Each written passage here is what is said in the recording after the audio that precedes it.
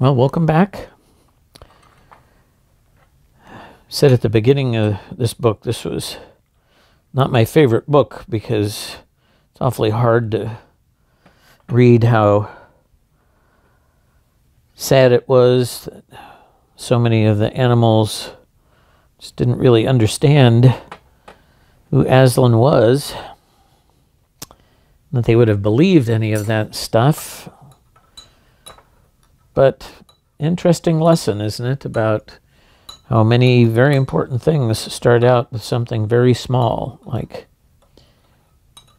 Shift finding that lion skin in the waterfall.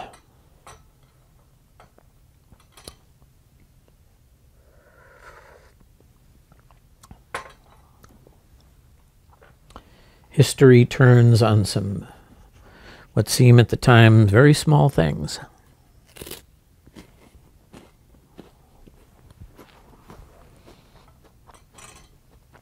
But it's not over yet.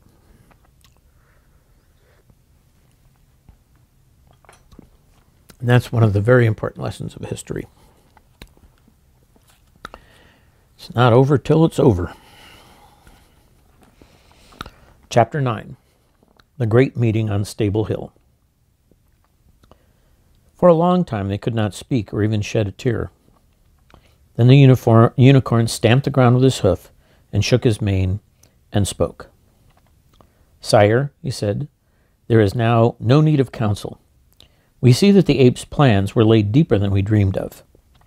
Doubtless he has long been in secret traffic with the Tisroc, and as soon as he found the lion skin, he sent him word to make ready his navy for the taking of Cair Paravel and all Narnia. Nothing now remains for us 7 but to go back to Stable Hill, proclaim the truth, and take the adventure that Aslan sends us. And if, by a great marvel, we defeat those 30 Calormens who are with the ape, and then turn again and die in battle with a greater host of them that will soon march from Cair Paravel." Tirion nodded, but he turned to the children and said, "Now, friends, it is time for you to go hence into your own world. Doubtless you have done all you were sent to do." But we've done nothing," said Jill, who was shivering, not with fear exactly, but because everything was so horrible. "Nay," said the king, "you loosed me from the tree, and you glided before me like a snake last night in the wood and took Puzzle, and you, Eustace, killed your man. But you are too young to share in such a bloody end as we ourselves must meet tonight, or maybe 3 days hence. I entreat you, nay, I command you, to return to your own place. I should be put to shame if I let such young warriors fall in battle at my side." "No, no, no," said Jill, very white when she began speaking, and then suddenly turning red and then white again. "We won't. I don't care what you say. We're going to stick to you, whatever happens. Aren't we, Eustace?" "Yes, but there's no need to get so worked up about it," said Eustace, who had stuck his hand in his pockets, forgetting how very odd that looks when you're wearing a male shirt. "Because, you see, we haven't any choice. What's the good of talking about our going back? How? We've got no magic for doing it." This was very good sense, but at the moment, Jill hated Eustace for saying it. He was fond of being dreadfully matter-of-fact when other people got excited. When Tirion realized that the two strangers could not get home, unless Aslan suddenly whisked them away, he next wanted them to go across the southern mountains into Archenland, where they might possibly be safe. But they didn't know their way there, and there was no one to send with them. So, as Pogan said, once the Calormens had Narnia, they would certainly take Archenland in the next week or so. The Tisroc had always wanted to have these northern countries for his own.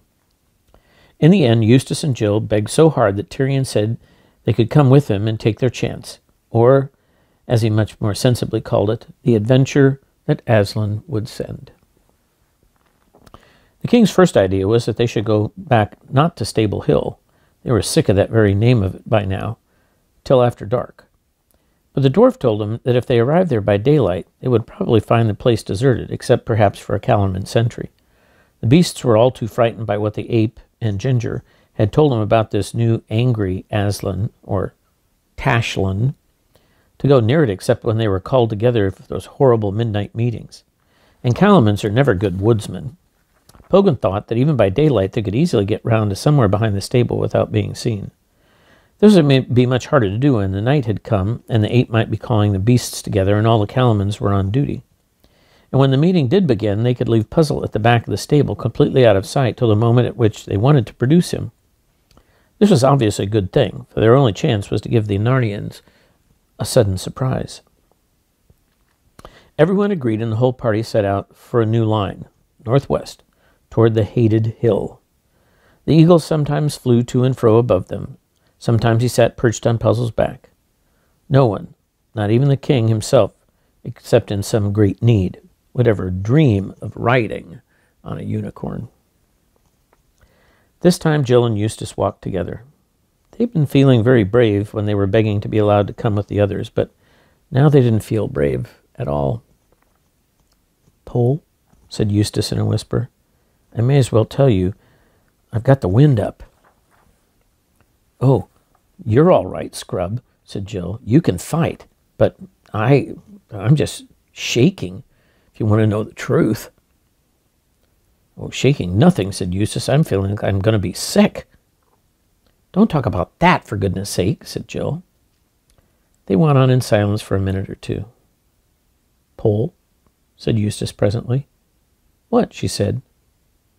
"What'll happen if we get killed here?" "Well, we'll be dead, I suppose. But I mean, what will happen in our own world? Shall we wake up and find ourselves back in that train? Or shall we just vanish and never be heard from any more? Or shall we be dead in England?" "Gosh, I never thought of that.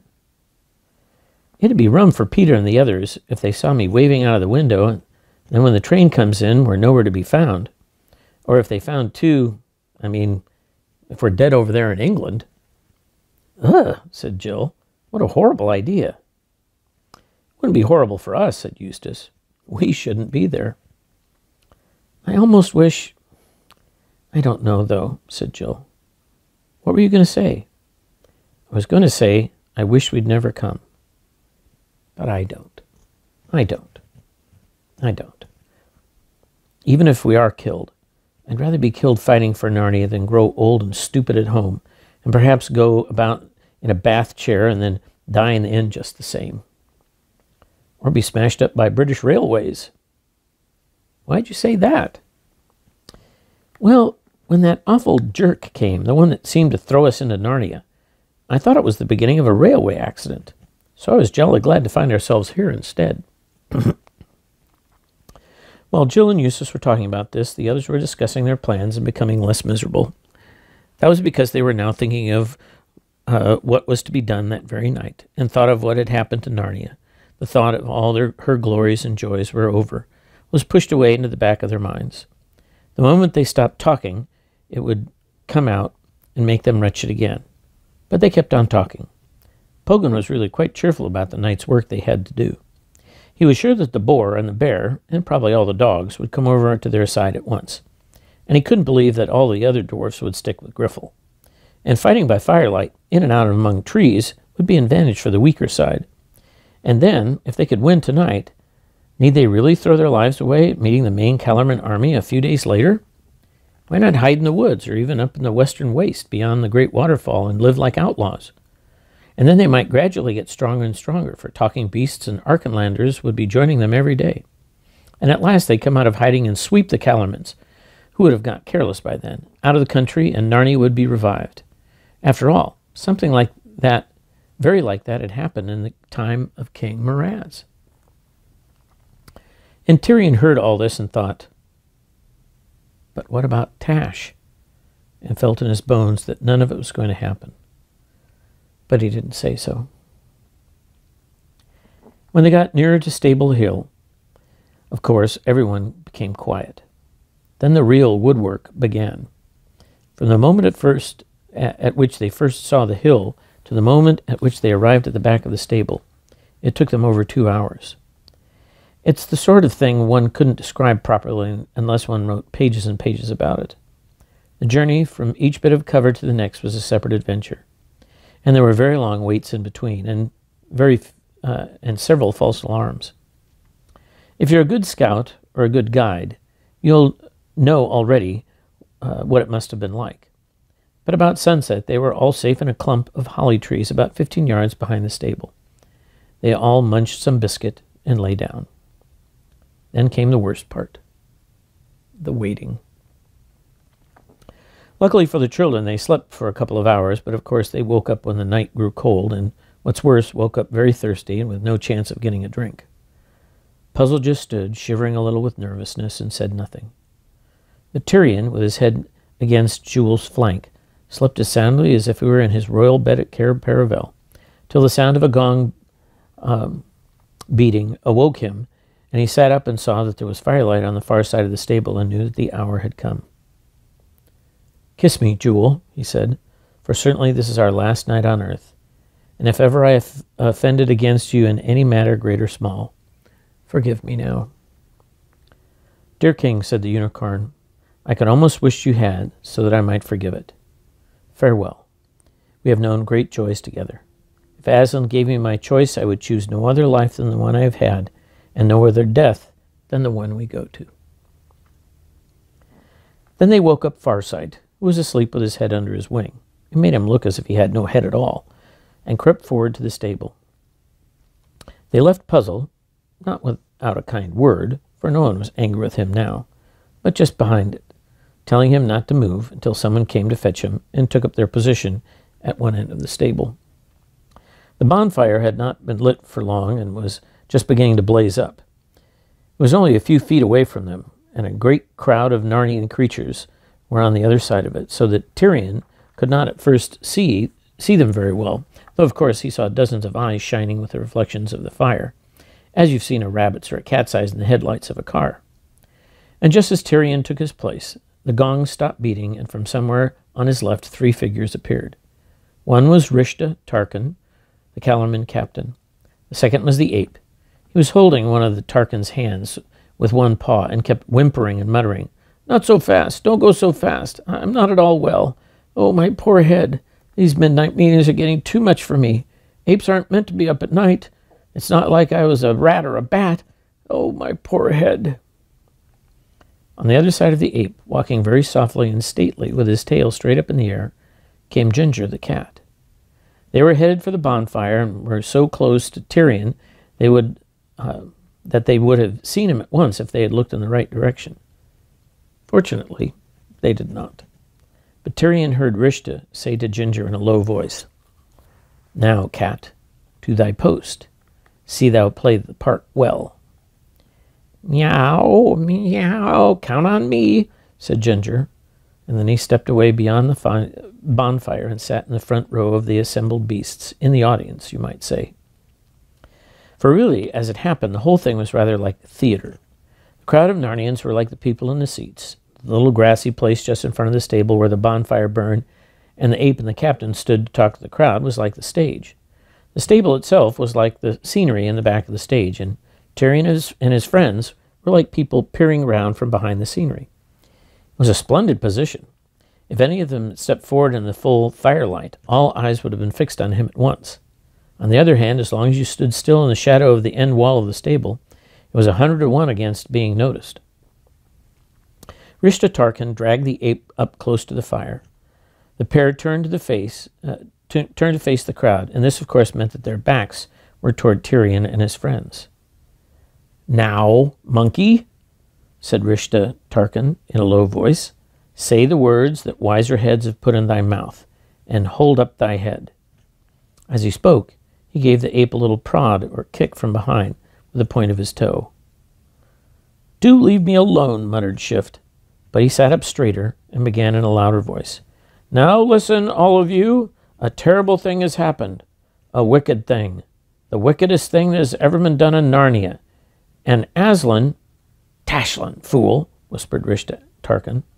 "Tashlin, I mean, of course," said the ape, "is very angry about it." There was a terrible silence while the beasts waited to hear what new trouble was in store for them. The little party at the end of the wall of the stable also held their breath. What on earth was coming now?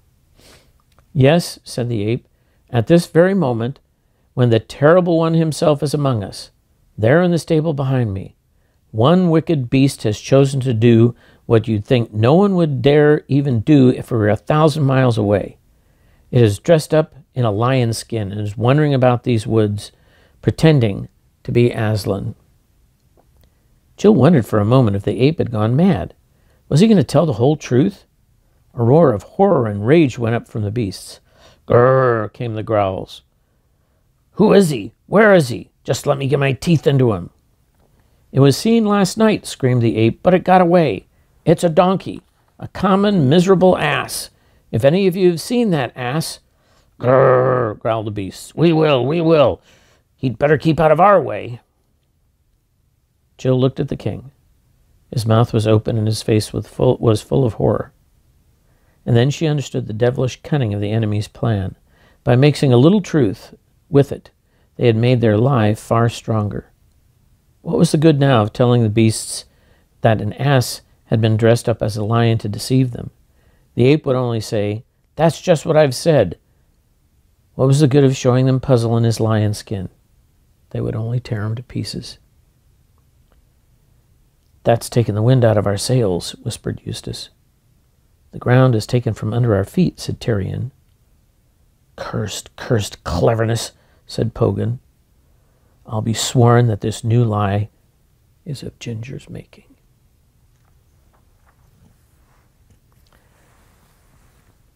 That's the end of the chapter. Can you guess what comes next? We'll find out tomorrow night.